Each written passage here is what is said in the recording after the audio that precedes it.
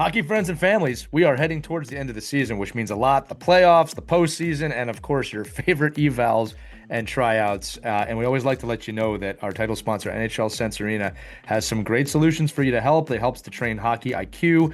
It's not just another training tool, right? It's not just something you're going to leave in the basement. The kids love to use it. My kids love to use it. My son, who is a goaltender, uses this to get ready to play in his games. And he has told me that this has helped him dramatically, not just prepare for the game, but to see the puck better, to feel better on the ice. You know, whether it's that or Hockey IQ via their Dangle Pro system, which we've done a lot of videos about, or their Game Flow system for goaltenders, it's really become part of both of my kids' routine to get ready to play. They're more confident, they feel more prepared, and they're just less overwhelmed when the game speeds up, which is something really cool. So we know you hear about this before every episode. If you're still on the fence, just note that now is the lowest price of the year that they do. It's $299 for an annual plan. That's $25 a month for all their skater and goaltender drills. No matter what your kid plays, there's something in this system for them, and they're always adding new stuff. I know they have something coming out in March, which is really exciting. Check it out. Again, go to nhl.sensearena.com/OKPH. Again, nhl.sensearena.com/OKPH, and use the code OKPH for an extra $25 off that already discounted price. NHL Sense Arena, always looking out for you, looking out for us. Take a minute, check it out. It'll be worth your time. And then come back here and enjoy this episode of Our Kids Play Hockey.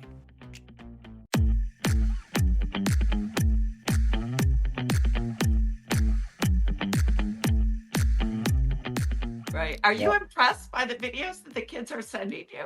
Oh God, yeah. And I tell them all the time, like, they don't believe me, but it's like, I'm like, dude, 8-year-old you would crush 8-year-old me. And it wouldn't be close. I'd be crying. Like the skills they have, especially with the skating, but even the stick handling is light years ahead of what I do. So I try and tell kids that, to not like inflate their egos too much, but to be like, hey man, the ceiling's really high for you. I know you're looking at current me now, 35 years old, and you're like, oh, you can do so much with a puck. You can be consistent doing these skills. It's like, man, like your ceiling's quite a bit higher than mine. You're young, you don't understand that, but like, you know, keep working at your skills. It's very slow. There's many years to go and whatever, but you keep loving it and you keep putting in the work.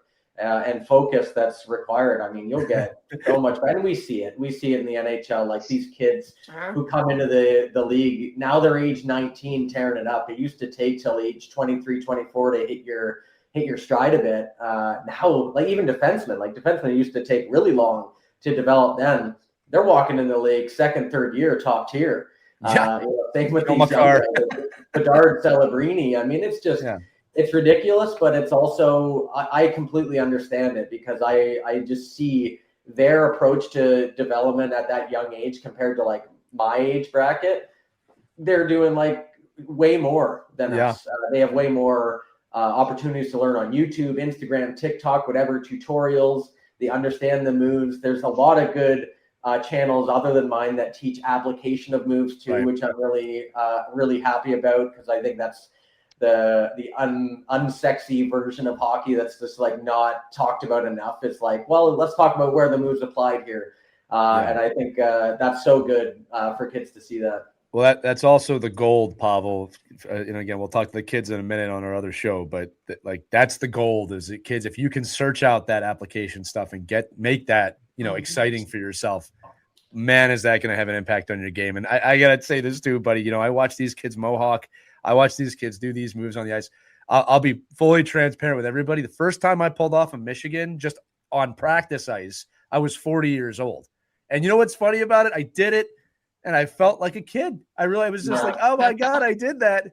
I won't tell you how old I am now, but the point I'm making is that, but the kids do this at elementary age.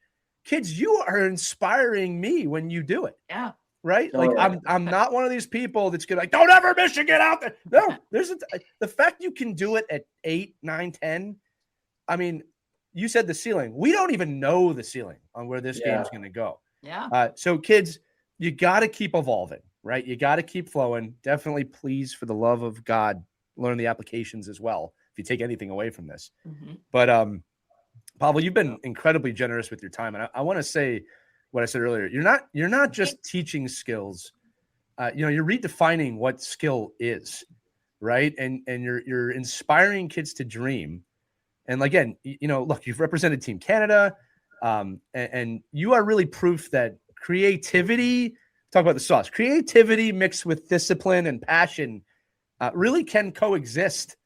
And I think that sauce, if we're going to use that word, is the key. That might be the big takeaway, right? I know we're going to have a lot of people listen to this episode. And I love so much that this was not a look at all the crazy things Pavel Barber does in his video. That's not what this was. It was look at how he fails and learns. Look at how he breaks down skills. Look at what he thinks is important in this game for the kids and the coaches and the parents. That's incredible value for our audience, and I want to thank you so much for sharing. Watch how he pushes the envelope all the time. It's so exciting. Yeah. No, I appreciate it. Yeah, no, I think like last thing I'd say to kids is like you understand social media is everyone's highlight reels and all that stuff. So like you guys talked about earlier, like you don't see the failures away from it. So don't compare yourself to their highlight reels. Like everyone's failing behind the scenes, everyone's struggling behind the scenes. We all go through the same, failures at different rates and stuff like that. So just, truly the only one you can compare yourself is yourself, your former self. As long as you do that, you're on a good pathway to reach your potential. But the moment you start comparing yourself to other people, that's when things start to go downhill. So yeah, try to pay special attention to that and just compare yourself to your former self. Try to be a little bit better. And I promise you'll get better faster that way.